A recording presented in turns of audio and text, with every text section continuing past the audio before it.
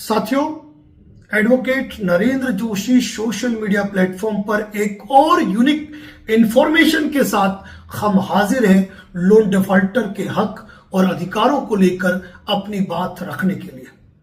साथियों, एक बात और कहूंगा कि जब भी हमने कभी आपको कोई यूनिक इंफॉर्मेशन कही है तो हम यह वादा करते हैं आपसे कि वह जानकारी कभी भी हमारे पोस्ट होने की डेट से पहले कभी भी किसी यूट्यूब चैनल पर पोस्ट नहीं हुई है। और इसके बाद यदि कोई यह कहे कि यह नई जानकारी है मैं शेयर करूंगा तो उसे झूठन ही मान सकते हैं आप, क्योंकि हमारे वीडियो कॉपी होते हैं। अब बात करेंगे आपके हक और अधिकारों में एक महत्वपूर्ण बात कि जो भी साथी किन्हीं विषम परिस्थितियों के चलते यदि लोन की ईएमआई का भुगतान नहीं कर पा रहे तो एक कंडीशन में उन्हें लोन डिफॉल्टर कहा जाता है। और जो भी लोन डिफॉल्टर साथी है, मे बी पॉसिबल कि उनके होम लोन भी हो, व्हीकल लोन भी हो, पर्सनल लोन हो, बिजनेस लोन हो, ढेर सारे लोन हो, लेकिन उन लोन्स के साथ में कहीं ना कहीं एक चीज होती है और वो होती है क्रेडिट कार्ड। क्रेडिट कार्ड जिसे कि यूट्यूब पर हर किसी के द्वारा कहा जाता है वह एक अनसिक्योर्ड लोन है। लेकिन आज हम क्रेडिट कार्ड के बारे में वो डिटेल बात करेंगे जो आपने पहले कभी नहीं सुनी होगी। तो सबसे पहली बात यह कह दूं मैं कि क्रेडिट कार्ड प्रत्येक व्यक्ति के लिए अनसिक्योर्ड नहीं है। कुछ कुछ परिस्थितियों में आपका क्रेडिट कार्ड सिक्योर्ड लोन की डेफिनेशन में आता है। फॉर एग्जाम्पल, यदि आप किसी गवर्नमेंट जॉब में हो और आपका अकाउंट जिस बैंक में है उस बैंक ने आपको क्रेडिट कार्ड जारी किया है और आप ये सोचते हो कि मैं डिफॉल्ट कर दूंगा और मुझे बेनिफिट मिल जाएगा, तो यह आपकी गलत सोच है। ऐसी स्थिति में जब आप अपना सैलरी अकाउंट चेंज नहीं कर सकते हो तो ये मान के चलना कि आपका क्रेडिट कार्ड भी एक सिक्योर्ड खतरनाक लोन की डेफिनेशन में है, क्योंकि उसके चार्जेस कितने हेवी होते हैं ये आप भलीभांति जानते हैं। ऐसी स्थिति में किसी बैंक में आपका सिक्योर्ड लोन चल रहा है, ओडी चल रही है, सीसी लिमिट चल रही है, प्रॉपर्टी मॉर्गेज है। ऐसी स्थिति में जब वह सिक्योर्ड लोन है और उसी बैंक में यदि आपका क्रेडिट कार्ड है तो यह मान के चलिए कि वह लोन भी आपका सिक्योर्ड है। यदि किसी बैंक ने आपको एफडी अगेंस्ट क्रेडिट कार्ड दिया है, यानी कि आपने 1 लाख रुपए की एफडी की है और आपको उन्होंने 1 लाख का क्रेडिट कार्ड दिया है, तो यहां पर भी आपका क्रेडिट कार्ड सिक्योर्ड है। क्योंकि इसके अलावा किसी बैंक में आपका लॉकर है जिसमें कोई सामान पड़ा हुआ है कीमती आपका। इसके अलावा हम कह सकते हैं किसी बैंक में आपकी अलग से एफडी है, तो ये मान के चलिए कि वह क्रेडिट कार्ड आपका सिक्योर्ड है। ऐसी स्थिति में कभी भी आपको क्रेडिट कार्ड का यूज उस बैंक का करना ही नहीं चाहिए, क्योंकि अनर्गल चार्जेस, भारी इंटरेस्ट रेट आपको मार डालती है। और उस क्रेडिट कार्ड पे जितने भी लोन लोगे ना वो भी ऑटोमेटिकली सिक्योर्ड की डेफिनेशन में आ गए। खैर, मुद्दा आज हमारा कुछ और था, उस मुद्दे की बात कर रहे हैं। साथियों, एक बात महत्वपूर्ण देखने में आई है और वो बात महत्वपूर्ण देखने में यह आई है कि जब भी कोई इंसान क्रेडिट कार्ड लेता है, जब भी इंसान कोई क्रेडिट कार्ड लेता है तो उस क्रेडिट कार्ड लेने की कंडीशन में आपने ये बात हमेशा देखी होगी कि लगभग आपको जो क्रेडिट कार्ड ऑफर होते हैं वह ऑनलाइन होते हैं। आप किसी बैंक में जाकर कोई फॉर्म नहीं भर रहे हैं, आपका जो क्रेडिट कार्ड है वह ऑनलाइन है। अब ऐसी अवस्था में जब आपको ऑनलाइन तरीके से क्रेडिट कार्ड मिला है और आप क्रेडिट कार्ड को यूज कर रहे हो और यहां पर आपका बैंक, आपका सेविंग अकाउंट जिस बैंक में है उस बैंक में यदि आपका खाता है तो आपको बहुत सावधान हो जाने की जरूरत है। क्यों?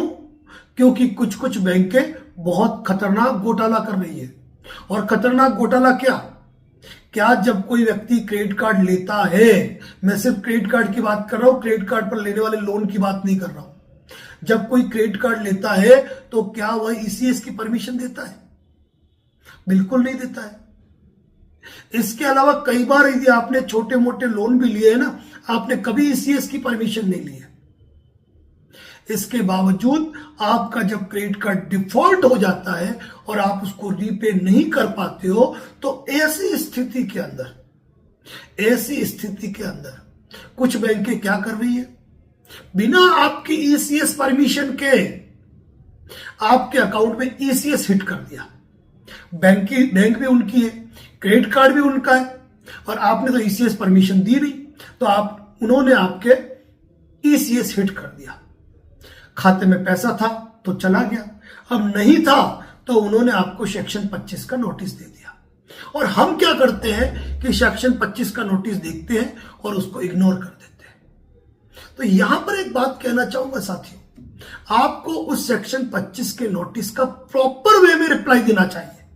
और प्रॉपर वे में रिप्लाई यह होता है कि जब मैंने आपकी बैंक से क्रेडिट कार्ड लिया था तो मैंने किसी ईसीएस मैंडेट पर सिग्नेचर नहीं किए थे, मैंने कोई ऑटो डेबिट परमिशन नहीं दी थी। इसके बावजूद आपकी बैंक का क्रेडिट कार्ड है और आपकी बैंक में मेरा अकाउंट है, आपने इल्लीगल तरीके से मेरे अकाउंट में ईसीएस प्रेजेंट कर दिया है। वो आपको 15 दिन का नोटिस दे रहे ना, आप भी 15 दिन का नोटिस का जवाब दीजिए।